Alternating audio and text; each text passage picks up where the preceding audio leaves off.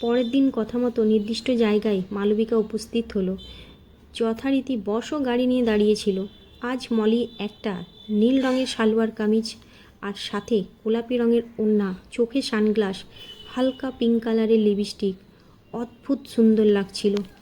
বস তুনির চ্যাটার্জি মলিকে দেখে বেশ মোহাচ্ছন্ন হয়ে পড়েছিল। তারপর একটু ধাতস্থ হয়ে গাড়ির লক খুলে দিল। মালবিকা পেছনের সিটে বসতে উদ্যত হলো টুনি চ্যাটার্জি বলল, কোনো দরকার নেই, আমার পাশের সিটে বসো আর সিট বেল্টটা বেঁধে নাও। অগত্যা তাই করল মালবিকা। গাড়ি চলতে শুরু করলো। সুন্দর বিদেশি পারফিউমের গন্ধ গাড়ির মধ্যে। একটা সুন্দর গান বাজতে শুরু করলো। ভীষণ ভালো লাগলো মালবিকার। দরিদ্রতার জীবনে এমন মনোরম জার্নি এর আগে কখনো করেনি ও।